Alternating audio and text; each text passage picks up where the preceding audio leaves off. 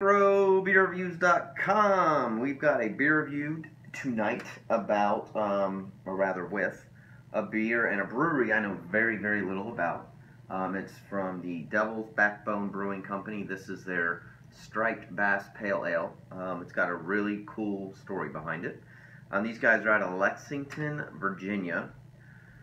In the Virginia area, Devil's Backbone is on draft all over the place. This particular one, from at least the reading that research I did, is kind of one of their cool flagships. So it's a pale ale. It's 5.2% ABVs. IBUs are 26. It's got a ton of different hops and malts. It's got Northern Brewer hops, Centennial hops, Cascade, and Tentnang, I believe is how you pronounce it. It's got Pilsner malts, Vienna malts, special aromatic malts, malted wheat, and Karistan. I've never heard of those. It's good for about 120 days.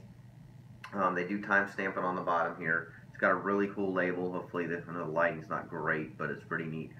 I have to tell you the quick story about this is, let me get their name here for you so I get it right. So essentially, what they wanted to do when they went to go brew this particular beer, they were out striper fishing in the Chesapeake Bay, and they wanted a good beer that they could have and enjoy outside on the water, and of course with fresh seafood, etc. So it's supposed to enhance the bounty of the bay. The other thing that's really cool about it, though, at the same time, they started a program called Save the Bay. So in 2012, they teamed up with the Chesapeake Bay Foundation, along with their distributor partners, to donate money to restore the water quality throughout the Chesapeake Bay watershed.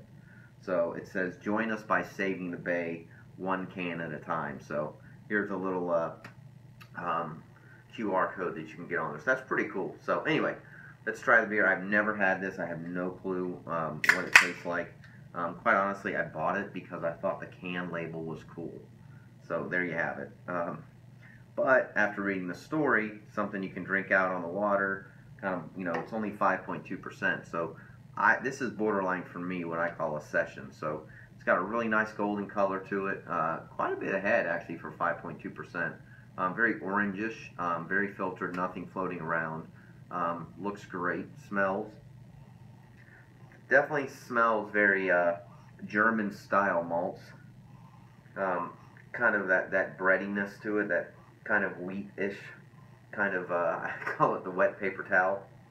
So, but it's very German style. Smells a little bit like Stella Artois. I'm not getting a whole lot of hops. I'm not getting a lot of fruitiness there, but it's definitely maybe a little bit of kind of orange, maybe a little lemon, but that's about it. So, cheers. Let's get into it.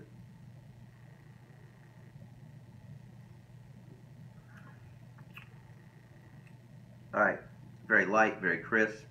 Definitely has that kind of malty background. Tastes a lot like a lager.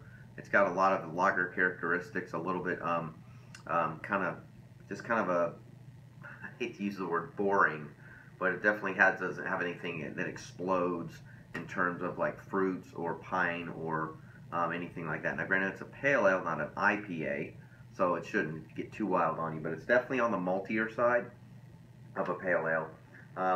Dissipates pretty quick, very dry. I could see how very cold on a hot day this would be very refreshing.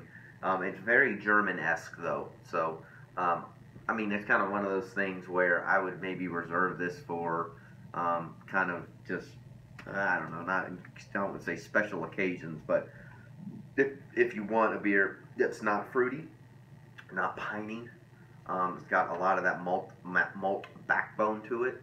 I think you would like it. Not very hoppy at all. 26 IBUs, it shouldn't be. But I don't really taste a lot of, like Centennial hops, for example. It's not on here. It's on the website. Centennial hops, I think, are really pronounced.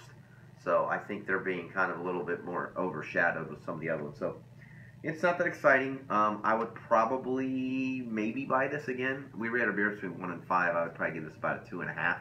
It's right on that tipping point. I mean, it's not bad. For what it is, it drinks very, very easy, very smooth. It's got some good characteristics to it, so it's not a bad beer by any means. just not really my style of a pale ale. So, but again, I mean, I'm a sucker for marketing sometimes, especially when it comes to bettering the environment. So I would probably buy this again, to be honest, simply because of the foundation behind it, and they're donating, to the Chesapeake Bay. I think that's a awesome idea. So let us know if you've tried it. This is the Striped Bass Pale Ale from Backbone Brewing Company. No, excuse me, Devil's Backbone Brewing Company. Leave comments on the YouTube channel or our website, and as always, we appreciate you watching. Please subscribe to our YouTube channel. We upload all the time, and as always, we appreciate you watching, and we will see you again real soon. Cheers.